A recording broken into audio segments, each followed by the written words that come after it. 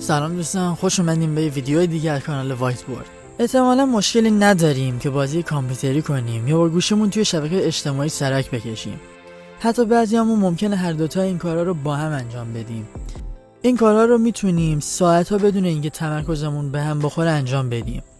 اما وقتی نیم ساعت میخوایم مطالعه کنیم ممکنه خیلی برامون سخت باشه. حتی با اینکه میدونیم مطالعه یا ورزش توی دراز مدت خیلی برامون میتونه مفید باشه، با این حال باز هم ترجیح میدیم که تلویزیون ببینیم، توی شبکه‌های اجتماعی سرک بکشیم و کارهای از این دسته.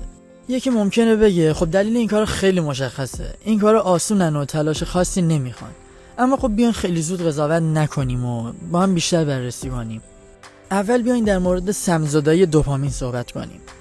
وقتی ما از دیتاکس دوپامین حرف میزنیم، یعنی اینکه میخوایم از مواد یا رفتارهایی که باعث آزاد شدن دوپامین توی مسیرهای پاداش مغزمون میشن دوری کنیم. خب حالا اینجا این سوال پیش میاد که اصلا دوپامین چیه؟ دوپامین ماده شیمیاییه که مغز ما برای تجربه لذت یا پاداش و انگیزه میسازه و هرچه بیشتر توی مسیرهای پاداش مغزمون آزاد بشه ما احساس لذت بیشتری میکنیم. بدن ما دوست داره شرایط فیزیکی و شیمیایی رو توی حالت طبیعی نگه داره. هر وقت که عدم تعادل به وجود میاد بدن ما سریع با اون خودش رو وقف میده. بیان یه مثال بزنیم. وقتی هوا سرد میشه بدن ما شروع به لرزیدن میکنه تا گرم بشیم. اما وقتی دمای بدنمون زیاد میشه ما شروع میکنیم به عرق کردن که به این کار هم ایستایی میگن. یه جای دیگه هم وجود داره که هم ایستایی خودش نشون میده. مثلا کسی که کم الکل مصرف میکنه خیلی سریع مست میشه. اما کسی که مکرر الکل مصرف میکنه مجبور دفعه بعدی الکل بیشتری مصرف کنه، چون بدنش در مقابل الکل آستانه تحمل بالاتری پیدا کرده. برای دوپامین هم همین اتفاق میفته. بدن ما میخواد سازوکار همیستایی رو حفظ کنه، پس گیرنده‌های دوپامین رو تنظیم میکنه. مغزمون عادت میکنه به سطح بالای دوپامین و این سطح بالای دوپامین به سطح نرمالمون تبدیل میشه.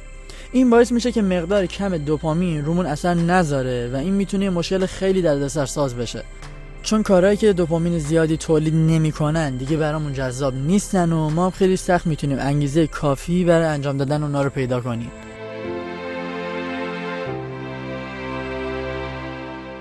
و نکته جالب اینجاست که وقتی خیلی شانسی و تصادفی جایزه رو میگیریم بدنمون بیشترین دوپامین رو ترشح میکنه. مثلا وقتی از میزهای قمارخونه توی کازینوها استفاده میکنیم، درسته که هی داریم پولمون رو از دست میدیم، اما چون انتظار یه جایزه بزرگ داریم احساس خیلی خوبی پیدا میکنیم. به خاطر همینه که ما هی گوشمون رو چک میکنیم، چون انتظار داریم یه پیام یا اعلان جالبی توجهمون رو جلب کنه و میدونیم که بالاخره یه چیزی دریافت میکنیم. شبیه معتادایی شدیم که همش به دوپامین بیشتری نیاز داریم. در واقع حد نیاز به دوپامینمون طوری بالا رفته که اصلا زندگی عادی در مقابل اون هیچه. خب الان باید چیکار کنیم؟ حد نیاز به دوپامینمون بالا رفته و کارهایی که دوپامین کم دارن اصلا بهمون حال نمیده. بهترین کار سم‌زدایی دوپامینه که بهش دوپامین دیتاکسینگ میگن. خب ممنون که تا اینجا ویدیو رو تماشا کردین. لطفا اگه تا اینجا ویدیو رو دوست داشتین ویدیو رو لایک کنین و با دوستاتون به اشتراک بذارینش.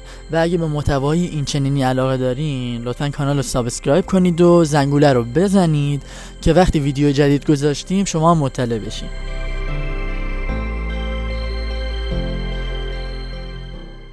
خب انجام این برنامه 3 مرحله داره که شامل آماده سازی، جدا سازی و ترمیمه و باید هر کدوم از این مرحله ها رو با نظم مخصوص به خودش انجام بدیم. بخش اول آماده سازیه. اول از همه باید یه سری قوانین و ساختار برای خودمون تعیین کنیم و هدفهای خاصی رو در نظر بگیریم. باید بفهمیم که چقدر رفتارمون مشکل داره و اگه تغییرشون ندیم چه اتفاقی میفته. این مرحله یکم درناک و احتمالاً اون آینده‌ای که تصور میکنین زیاد سالم نیست، اما همین تصویر ذهنی باعث میشه برای تغییر انگیزه بیشتری پیدا کنیم و همین باعث میشه توی دوپامین دیتاکس موفق بشیم. قدم دوم قطع کردن یا جداسازی. باید از یک سری چیزا دوری کنیم که توی 4 دسته میشه خلاصشون کرد. اولین اونا استفاده زیاد از تکنولوژیه، شامل فضای مجازی، فیلم و سریال، بازی‌های ویدیویی و خبرهای سیاسیه. اینا باید به صورت فیزیکی از گوشیتون پاک بشه و روی مرورگرتون هم باید بلاک بشه. مهم نیست که چقدر اراده و دیسیپلین داریم، چون مغز ما حتی برای کوچکترین لذت آنی میتونه ما رو وسوسه کنه. حتی اگه میتونین باید یوتیوب هم رو گوشیتون پاک کنین و سایتش رو بلاک کنین. خیلی عجیبه که یه یوتیوبر داره این حرفو میزنه، اما خب برای سلامتیتون لازمه. دومی روابط جنسی ناسالمه، مثل خودارضایی یا پورنوگرافی برنامه‌های قرار ملاقاتی مثل بامبل و تیندر. خیلی عجیبه، اما دانشمندان میگن که حتی فکر کردن به رابطه جنسی باعث آزاد شدن دوپامین زیادی میشه و بعضی وقتا بیشتر از خود عمل جنسیه. مورد سوم مصرف موادی مثل الکل، مواد تفریحی مثل ماریجوانا و سیگار و مواد غذایی ناسالم. دقت کنید که لازم نیست همیشه خوراکایی مثل فسفود کنار بذاریم، اما باید تو طول این مسیر سم‌زدایی کاملا خشک بمونیم. شماره 4 رفتارهای هیجانیه. رفتارهایی مثل قمار، خریدهای اضافه، چتربازی. همه این فعالیت‌ها دوپامین زیادی آزاد میکنن و اینا اعتیادآورترین نوع فعالیت‌ها هستن. قدم سوم اینه که مشخص کنیم چقدر میخوایم دوپامین دیتاکس انجام بدیم. مثلا 7 روز کامل به مغز خودمون فرصت بدیم که دوباره تنظیم بشه، یا میتونیم بیشتر یا کمتر انجام بدیمش، اما همون 7 روز باعث تغییرهای زیادی میشه. حالا بریم سراغ اجرا کردن. قسمت قبل ذهنیت خودمون رو تنظیم کردیم و قوانین و چارچوب و زمانی که میخوایم بذاریم رو تعیین کردیم. الان زمان شروع کردنه. با شروع دوپامین دیتاکس احساسای عجیبی به سراغ ما میاد، مثل اضطراب یا اینکه سکوت‌های طولانی مدت باعث ناراحتیمون میشه و به جای پیامک زدن یا تلویزیون دیدن مجبوریم با دوستامون مطالعه کنیم. و از همه سخت‌ترش اینه که با افکار خودمون تنها میشیم. علاوه بر اون باید با مغزمون که ما رو هی وسوسه میکنه بریم سمت گوشی مبارزه کنیم. توی این مبارزه کارهایی مثل مدیتیشن، فعالیتایی مثل پیاده روی و حرف زدن با دیگران خیلی به ما کمک میکنه.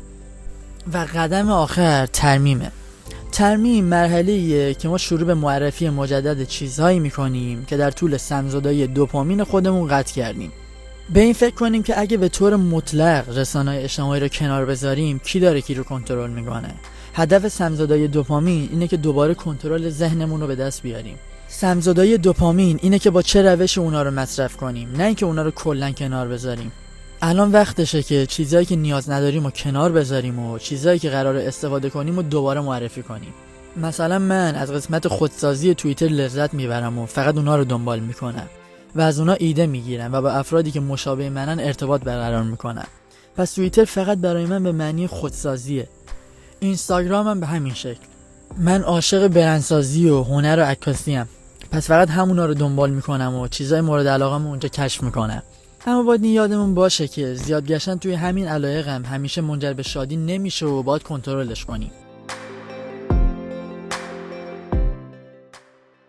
و در کلام آخر باید بگیم که همه ما تا جایی به دوپامین اعتیاد داریم و این یه چیز خیلی خوبیه، چون دوپامین به ما انگیزه میده تا به هدفمون برسیم و لذت رو تجربه کنیم. این به خودمون بستگی داره که تصمیم بگیریم دوپامین خودمون رو به کدوم صورت دریافت کنیم.